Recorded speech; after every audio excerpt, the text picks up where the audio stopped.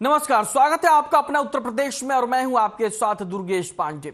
हरदोई में पार्टी के प्रत्याशी के समर्थन में जनसभा को संबोधित करने मल्लावा पहुंचे डिप्टी सीएम ब्रजेश पाठक ने अखिलेश यादव और तत्कालीन समाजवादी पार्टी सरकार पर जमकर हमला बोला। ब्रजेश पाठक ने कहा कि समाजवादी पार्टी की सरकार में रोज दंगे होते थे, गुंडागर्दी और अराजकता फैली हुई थी। हमारी सरकार ने गुंडे माफियाओं के नेटवर्क को खत्म कर दिया है।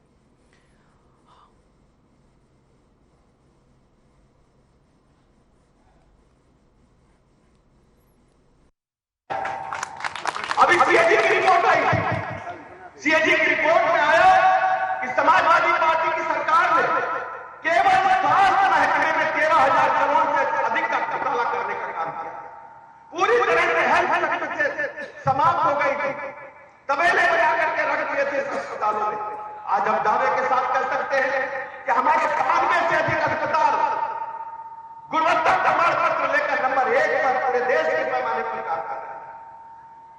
सभी अस्पतालों में डॉक्टर समय से बैठ रहे हैं।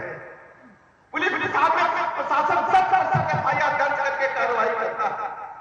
सपा सरकार घोटालों की सरकार।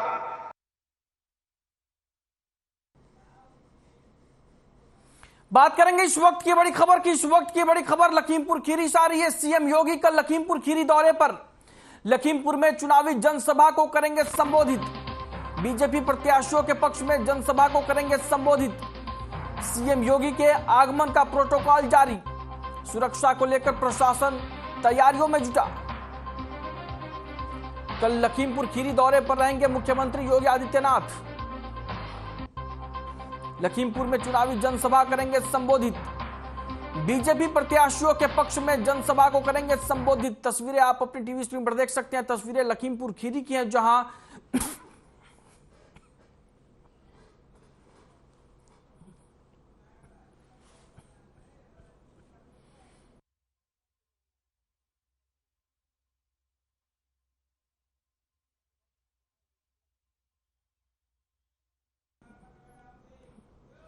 खबर लखनऊ से है, जहां मतगणना स्ट्रांग रूम को लेकर जिला निर्वाचन अधिकारी सूर्यपाल गंगवार ने कहा कि सभी तरह की तैयारियां पूरी कर ली गई हैं। उन्होंने बताया कि जिन बीएलओ की ड्यूटी मतदान कर्मी के रूप में लगाई गई है, वो बीएलओ मतदान कार्मिकों के रूप में भी ड्यूटी करेंगे। उन्होंने बताया कि हर ईवीएम बूथ पर एक नोडल अधिकारी की तैनाती है।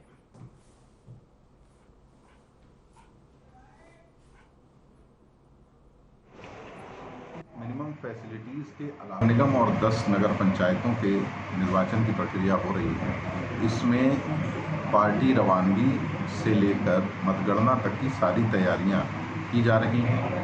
ईवीएम्स तैयार की जा रही हैं और पार्टी रवानगी जो स्मृति उपवन से होनी है, वहां पर भी सभी तैयारियां पूरी की गई हैं। और जैसे जैसे अभी समय आगे बढ़ेगा, हम लोग उसकी तैयारियों को अंतिम रूप दे रहे हैं। जो मतदान कार्मिक हैं, उनकी ट्रेनिंग चल रही है। दूसरे राउंड की ट्रेनिंग अभी जारी है और 30 तारीख तक ये ट्रेनिंग चलेगी। उसके बाद 3 तारीख को रवानगी होगी और 4 तारीख को मतदान है। उसके बाद 13 तारीख को मतगणना की कार्रवाई होनी है। तो खबर लखनऊ से है, जहां डीसीपी पश्चिमी राहुल राज ने प्रेस कॉन्फ्रेंस कर गाड़ी चोर के गिरोह का खुलासा किया है। थाना ठाकुरगंज पुलिस की ओर से जनपद लखनऊ के विभिन्न जगह से मोटरसाइकिल चोरी करने वाले गिरोह को गिरफ्तार किया गया है। गिरफ्तार किए गए चोरों के पास से 7 मोटरसाइकिल, 2 देसी चमक तमंचे, 315 बोर के 2 जिंदा कारतूस बरामद किए गए हैं। पकड़े गए आरोपी आरिफ मोहम्मद, आसिफ, शमशाद खान, रियाज सभी लखनऊ के रहने वाले हैं।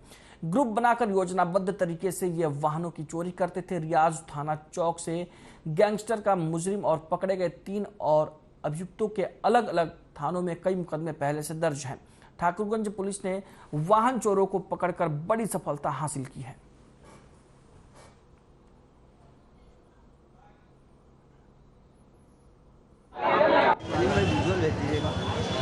जी बिल्कुल, 2 के पास से असला भी बरामद हुआ है, जिनकी गिरफ्तारी की गई। तो आरिफ और रियाज दोनों के पास से एक तमंचा और एक कारतूस भी बरामद हुआ है। हम उसके बारे में जो है ये जानकारी कर रहे हैं कि ये असला जो है कहाँ से लाए हैं। अभी तो इन लोगों ने दूसरे तीसरे की बात बताई है कि हमें फलाना से मिला, इनसे मिला, तो उनके बारे में भी हम लोग कर रहे हैं छानबीन।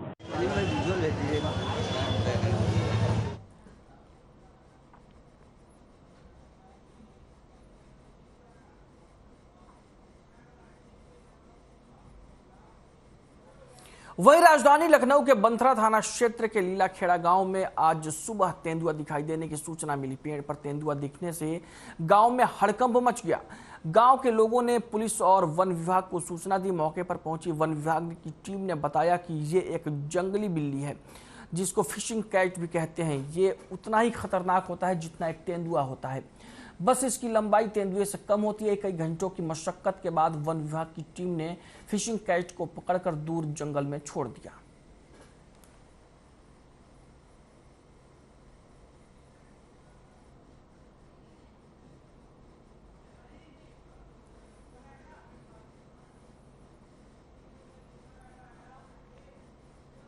बात करेंगे इस वक्त की बड़ी खबर की। इस वक्त की बड़ी और अहम खबर कानपुर से आ रही। इस्पात सेंटर की आड़ में देह व्यापार, सूचना पर पुलिस ने की बड़ी कार्रवाई।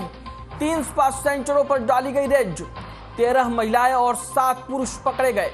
पुलिस कमिश्नर बीपी जोगदंड के आदेश पर कार्रवाई। इस्पात सेंटर की आड़ में चलाया जा रहा था सेक्स रैकेट। नजीराबाद थाना क्षेत्र में चल रहे थे सभी इस्पात सेंटर। 13 महिलाएं और 7 पुरुष पकड़े गए। पुलिस कमिश्नर बीपी जोगदंड के आदेश पर कार्रवाई हुई है। तस्वीरें आप अपनी टीवी स्क्रीन पर देख सकते हैं। कानपुर की ये तस्वीरें हैं जहां पर इस्पात सेंटर की आड़ में देह व्यापार का धंधा चल रहा था और सेक्स रैकेट चलाया जा रहा था, जिसकी जानकारी मिलने पर पुलिस ने छापेमारी की और मौके से महिला और पुरुष दोनों गिरफ्तार किए गए।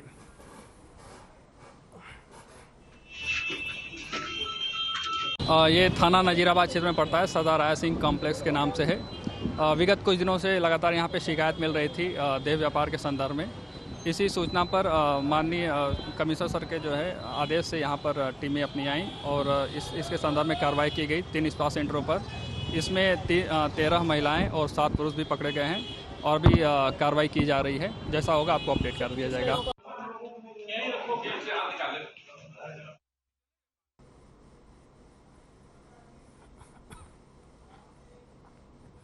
खबर कानपुर से है जहां कैब कंपनी ओला पर एफआईआर दर्ज करने की मांग उठी है। कानपुर जिले के साकेत नगर निवासी संजय कटियार ने पुलिस उपायुक्त दक्षिण, पुलिस कमिश्नरेट कानपुर दक्षिण को शिकायती पत्र दिया।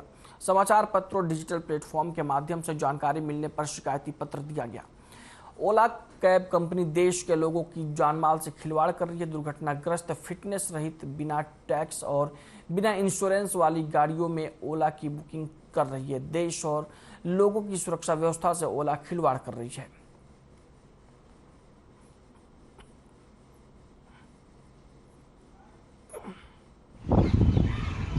अखबारों पढ़ रहा था विगत कई दिनों से, सोशल मीडिया में चर्चा हो रही थी, मगर मैं देख रहा था कोई ऐसा लग रहा था कुछ संज्ञान नहीं ले रहा या क्या कुछ हो नहीं रहा। जनता की इतनी बड़ी प्रॉब्लम है, कभी भी घटना दुर्घटना हो सकती है, कोई भी अपराध हो सकता है, लूटपाट हो सकती है, महिलाओं के साथ कोई भी घटना घट सकती है। मगर गाड़ी पता चला जब ढूंढने चलेगी पुलिस तो कोई भगवान नहीं होती। तो पुलिस कहेगी यूपी 74 नंबर ढूंढो, यूपी 74 पता चला थाने में जमा और गाड़ी आई थी यूपी 73, तो आप कैसे ढूंढेंगे?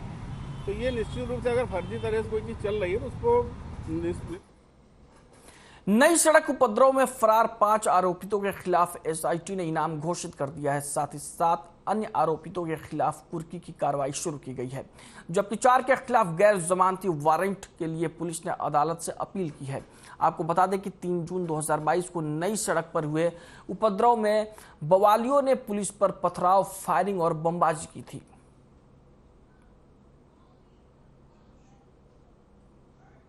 बंदी को लेकर हम यहाँ हमने 5 लोगों पर इनाम घोषित किया है और जो लोग अभी तक गिरफ्तार नहीं हो पाए हैं, तमाम प्रयासों के बावजूद 82 और 83 की कार्यवाही भी हम उन पर कर रहे हैं। अगर इनकी गिरफ्तारी अगले 10 दिन में नहीं होती है तो 83 के तहत कुर्की की जाएगी और न्यायालय को सभी जो भी प्रक्रियाएं की गई हैं या की जा रही है उससे अवगत करा दिया जाएगा। विवेचना पूरी करके न्यायालय को सौंप दी जाएगी। कानपुर सेंट्रल स्टेशन की जीआरपी पुलिस ने ट्रेनों में यात्रा के दौरान यात्रियों को नशीला पदार्थ खिलाकर उनका सामान लूटने वाले गिरोह के 2 सदस्यों को गिरफ्तार किया है। आरोपियों के पास से यात्रियों से लूटे गए मोबाइल टैब और नकद रुपए बरामद किए गए हैं। पकड़े गए आरोपियों ने लॉकडाउन से लेकर अभी तक 40 से 50 घटनाओं को अंजाम दिया है। जीआरपी इंस्पेक्टर ने बताया कि पकड़े गए आरोपी बिहार के रहने वाले हैं और दोनों आरोपियों पर गंभीर धाराओं के तहत मुकदमा दर्ज कर उन्हें जेल भेज दिया गया है।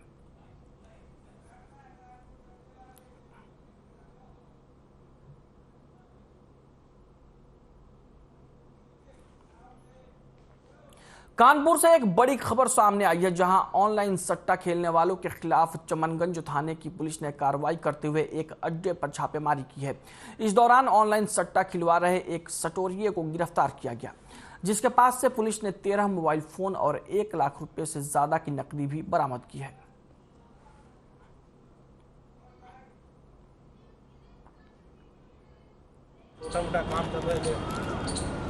देखिए, एक सूचना प्राप्त हुई थी कि अंशु गुप्ता और छोटे करके जो 2 लोग हैं, ये चमनगंज और आसपास के क्षेत्रों में ऑनलाइन सट्टा, आईपीएल और अलग अलग चीज़ों पे करा रहे थे।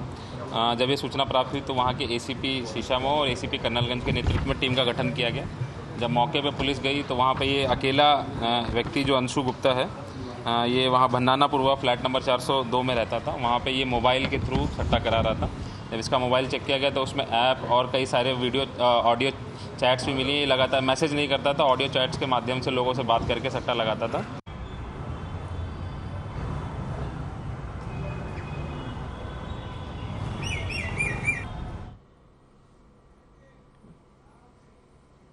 बात करेंगे इस वक्त की बड़ी खबर की। इस वक्त की बड़ी और अहम खबर कन्नौज से आ रही है। सपा ने कैंडल जला शहीद जवानों को दी श्रद्धांजलि। नक्सलियों के कायरतापूर्ण हमले की कड़ी निंदा की। सपा नेता नवाब सिंह ने कठोर कार्रवाई की उठाई मांग। तिरवा के एक प्रतिष्ठान में हुई सपा की श्रद्धांजलि सभा। कन्नौज से इस वक्त की बड़ी और अहम खबर हम आप तक पहुंचा रहे हैं, जहां पर समाजवादी पार्टी के नेताओं ने शहीद जवानों को श्रद्धांजलि दी है। कन्नौज की तस्वीरें आप अपनी टीवी स्क्रीन पर देख सकते हैं। छत्तीसगढ़ दंतेवाड़ा में नक्सली हमले में हमारे 10 जवान शहीद हो गए हैं। उन्हें हम श्रद्धांजलि अर्पित कर रहे हैं और ईश्वर से प्रार्थना कर रहे हैं कि इस दुखद घड़ी में उनके परिवार को भगवान दुख सहने की शक्ति प्रदान करे और हम सब इस दुखद घड़ी में शहीद परिवारों के साथ खड़े हैं। साथ हमारी मांग है उनके परिवार से एक व्यक्ति को नौकरी दी जाए और कम से कम 50 लाख रुपए मृतक परिवारों को आर्थिक सहायता सरकार दे। ललितपुर से है, जहां आचार संहिता के खुले उल्लंघन का मामला सामने आया है। क्या सत्तारूढ़ दल बीजेपी के प्रचार के लिए जल संस्थान का काम करेगा? नल से पानी की सप्लाई न होने से बूंद बूंद पानी को तरसे मोहल्लों में जलापूर्ति करना विभाग का दायित्व है, पर बीजेपी का झंडा लगाकर की जा रही जलापूर्ति प्रश्न तो खड़ा करती है। क्या जल संस्थान के अधिकारियों की लापरवाही या सुनियोजित षड्यंत्र के तहत ये जल आपूर्ति कराई जा रही है? भारतीय जनता पार्टी का झंडा लगाकर आचार संहिता का खुलेआम उल्लंघन पर जिलाधिकारी ने संज्ञान की कड़ी कार्रवाई कर जनता में स्वच्छ और निष्पक्ष मतदान प्रक्रिया का भरोसा दिलाया।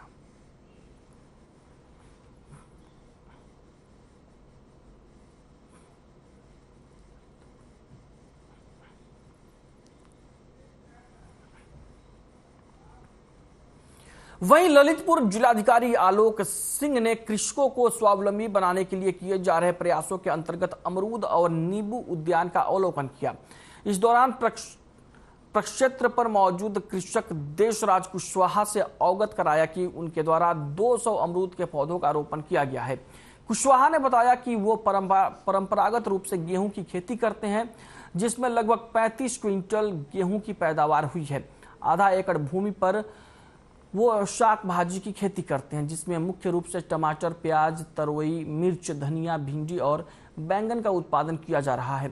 उन्होंने सिंचाई के लिए पानी की कमी की वजह से पूरे क्षेत्र में सब्जियों की खेती नहीं कर पाते हैं। जिलाधिकारी ने ग्राम रजपुरा के एक अन्य कृषक विजेंद्र के प्रक्षेत्र का दौरा किया। कृषक विजेंद्र सिंह ने बताया कि 1 एकड़ प्रक्षेत्र पर वो नींबू के उद्यान की खेती करते हैं और उन्होंने नींबू का उद्यान लगाया है।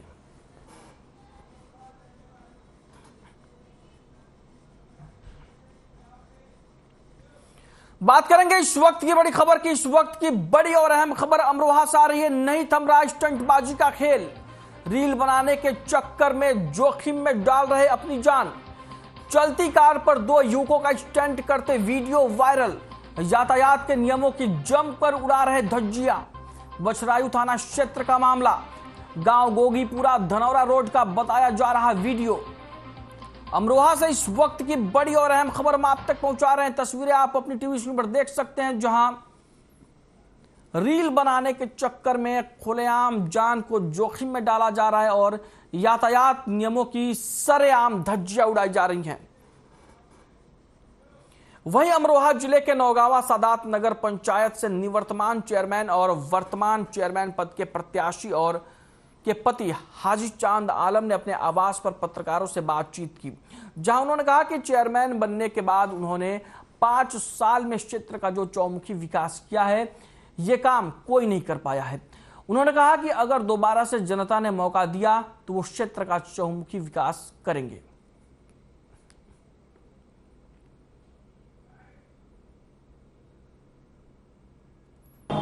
हमारे जो मुद्दे पहले थे, अल्लाह ने चाहा वो मुद्दे अब के भी वही रह गए। हमारे पहले मुद्दे थे काम का, विकास का और अपनी बस्ती को चमन बनाने का। तो अल्लाह के रहम करम से हमने दोनों काम करके दिखा। हमने बस्ती को चमन भी बनाया और हमने अपनी बस्ती को चमकाया भी। लाइटें भी लगवाई, सड़कें भी बनवाई, पानी की टंकी भी बिछवाई। ट्यूबवेल का काम है वो भी चल रहा है। जो ट्यूबवेल की जगह थी उसमें ट्यूबवेल लगवा के पानी चलना बाकी है। पानी भी चलेगा अल्लाह ने चाहा तो। वहीं अमरोहा के नौगावा सादात के गांव बादशाहपुर में किसान इंटर कॉलेज के स्ट्रांग रूम का निरीक्षण डीएम और एसपी ने किया। नगर निकाय चुनाव को देखते हुए मतदान के पश्चात मतपेटियों के रखने के लिए बनाए गए स्ट्रांग रूम का डीएम बीके त्रिपाठी और एसपी आदित्य लोंगे ने निरीक्षण किया और उप जिलाधिकारी सुधीर कुमार और पुलिस क्षेत्राधिकारी सतीश चंद्र पांडे को आवश्यक दिशा निर्देश दिए और पत्रकारों से बात करते हुए बताया कि अमरोहा जनपद में आगामी 8 मई को मतदान है। इसी को लेकर स्ट्रांग रूम का निरीक्षण किया गया है, जिसकी सुरक्षा को लेकर कड़े इंतजाम किए जा रहे हैं। बैरिकेडिंग भी की जाएगी। इसके अलावा मतगणना के लिए भी तैयारी की जा रही है, जिससे कि पारदर्शिता के साथ चुनाव संपन्न कराया जा सके।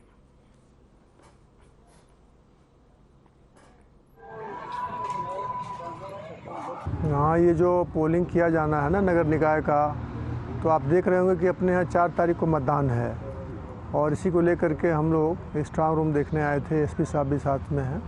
तो नौगावा सादात के लिए जो हमारा स्ट्रांग रूम है इसी इंटर कॉलेज में बनाया गया है और उसकी सुरक्षा को लेकर के कड़े इंतजाम किए जा रहे हैं। बहुत फोर्स लगाई जाएगी और उसके बाद बैरिकेडिंग भी की जाएगी। बात करेंगे इस वक्त की बड़ी खबर की। इस वक्त की बड़ी और अहम खबर बुलंदशहर से हम आप तक पहुंचा रहे हैं। अवैध आतिशबाजी के साथ 2 गिरफ्तार। प्रतिबंधित आतिशबाजी के साथ गिरफ्तार हुए देवेंद्र और आनंद। प्रतिबंध के बावजूद शादी पार्टियों में पहुंचाते थे आतिशबाजी। मनमाने रेटों में शादी पार्टियों में पहुंचाते थे आतिशबाजी। 27 प्लास्टिक के बोरे और 34 कार्टून आतिशबाजी बरामद। नगर कोतवाली पुलिस ने किया खुलासा। एएसपी अनुकीर्ति शर्मा की अगुवाई में किया खुलासा। तस्वीरों में आप देख सकते हैं किस तरीके से बुलंदशहर में प्रतिबंधित आतिशबाजी की सप्लाई की जाती थी, जिसमें पुलिस ने 2 आरोपियों को गिरफ्तार किया है।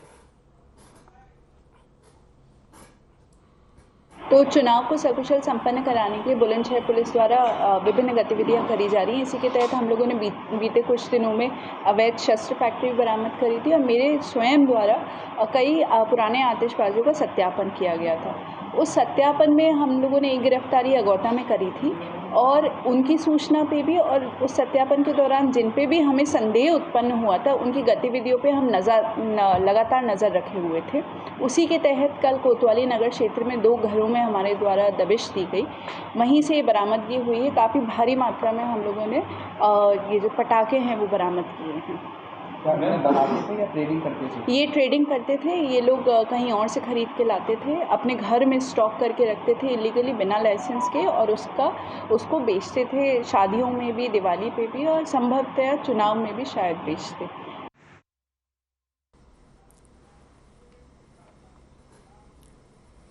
खबर पीलीभीत से है, जहां तेंदुआ ने पुलिसकर्मी समेत 3 लोगों पर हमला कर दिया। गजरौला थाने के ड्राइवर वीर सिंह हमले में घायल हो गए। जोरीलाल कश्यप, लालता प्रसाद और 2 ग्रामीण भी घायल हुए। घायलों को इलाज के लिए अस्पताल में भर्ती कराया गया है। वहीं सूचना पर बीजेपी विधायक स्वामी प्रवक्ता नंद मौके पर पहुंचे। वहीं टाइगर रिजर्व के डीएफओ और पुलिस फोर्स भी मौके पर पहुंची। थाना गजरौला क्षेत्र के लखा खास उर्फ लखैया गांव का यह पूरा मामला बताया जाता है।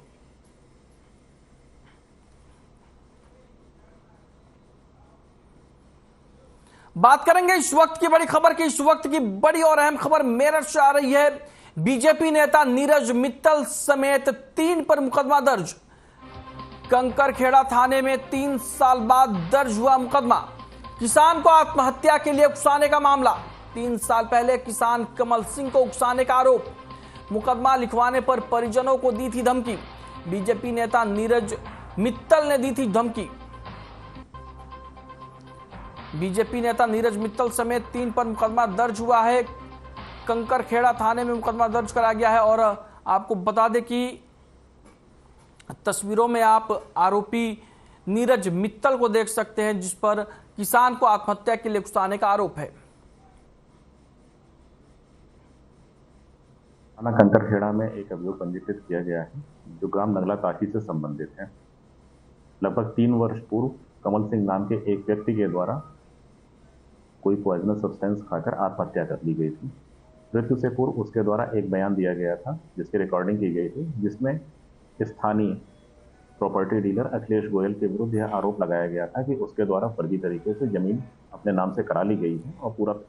वहीं सहारनपुर नगर निगम से समाजवादी पार्टी के मेयर का चुनाव लड़ चुके साजिद चौधरी अपने काफी कार्यकर्ताओं के साथ बहुजन समाज पार्टी में शामिल हो गए।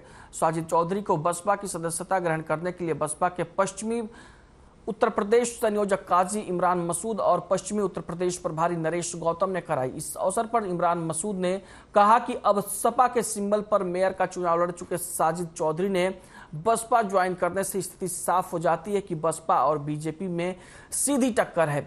बाकी लोग सिर्फ हमारी टांग खींचने का काम कर रहे हैं, जिसे महानगर की जनता अच्छी तरह से समझ चुकी है।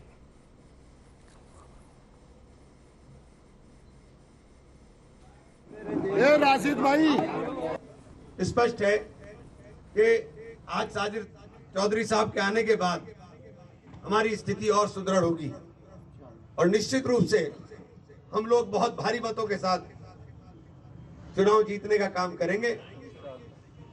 अल्लाह ने चाहा तो जो हमारा वादा है, सबसे पहले शहर के अंदर हमारी गलियों में तो विकास आया नहीं था, इन गलियों में विकास की गाड़ी को लाया जाए और जिन गलियों में विकास गया था, जो भाजपा के लोग कहते हैं कि हमारे हैं, हमारे लिए तो सब अपने हैं। हो गया साहब। बात करेंगे इस वक्त की बड़ी खबर की। इस वक्त की बड़ी और अहम खबर पीलीभीत से आ रही है। घर से निकला छात्र रहस्यमयी ढंग से हुआ गायब। हाई स्कूल परीक्षा पास होने की खुशी में मिठाई लेने निकला था छात्र। 25 अप्रैल से गायब छात्र चल रहा है गायब। छात्र का 2 दिन बाद भी नहीं लगा कोई सुराग। पीड़ित पिता ने थाने में रिपोर्ट कराई दर्ज। मामले की जांच में जुटी पुलिस। थाना बिलसंडा के कनपरा गांव का पूरा मामला।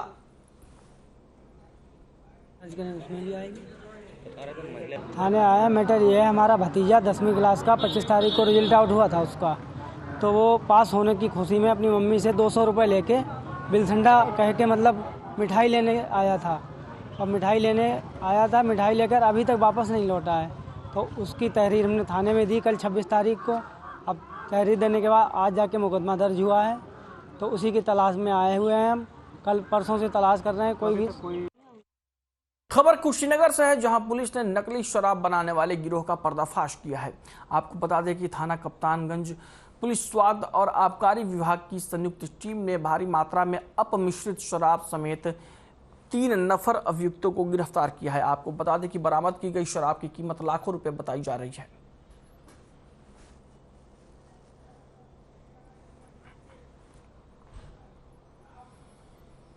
कुशीनगर जनपद के कप्तानगंज तहसील क्षेत्र के राजस्व ग्राम पगरा में तैनात लेखपाल सुधीर गुप्ता का रिश्वत लेते हुए वीडियो सोशल मीडिया पर बड़ी तेजी के साथ वायरल हो रहा है, जिसमें लेखपाल नक्शा दुरुस्त कराने के नाम पर 4000 रुपये घूस लेने के आरोप में लेखपाल सुधीर गुप्ता को निलंबित कर दिया गया है।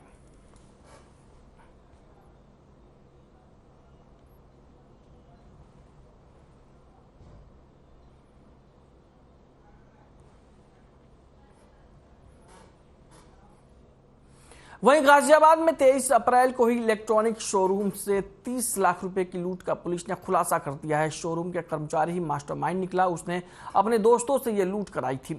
पुलिस ने कर्मचारी समेत 4 बदमाशों को गिरफ्तार करते हुए उनसे 23 लाख रुपए बरामद किए हैं। आपको बता दें कि हर सिमन सलूजा का सिहानी गेट थाना क्षेत्र के धुकना मोड़ के पास इलेक्ट्रॉनिक्स का शोरूम है। 23 अप्रैल की रात यहां 2 बदमाश आए और हथियार के बल पर 30 लाख रुपए लूट कर ले गए।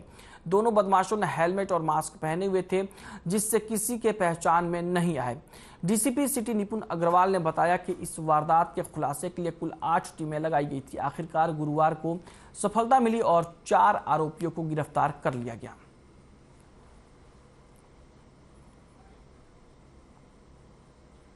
देखिए 23 तारीख की रात्रि को सिहानी गेट पुलिस को सूचना मिली कि एक एलजी इलेक्ट्रॉनिक्स के शोरूम कम गोडाउन में तमंचे के बल पर लगभग 30 लाख रुपए की एक लूट हो गई है। इसमें तत्काल ही पुलिस ने सर्विलेंस की, सीसीटीवी फुटेज की एवं मैनुअल इंटेलिजेंस की टीमें बना ली थी। कल देर रात मुखबिर की सूचना पर हमको राम चमेली चड्ढा स्कूल के पास जो चौराहा है वहाँ पर हमें संदिग्ध 3 लड़के दिखाई दिए थे। जब देखिए 23 तारीख की रात्रि को सिहानी गेट पुलिस को सूचना मिली कि एक एलजी इलेक्ट्रॉनिक्स के शोरूम कम गोडाउन में तमंचे के बल पर लगभग 30 लाख रुपए की एक लूट हो गई है।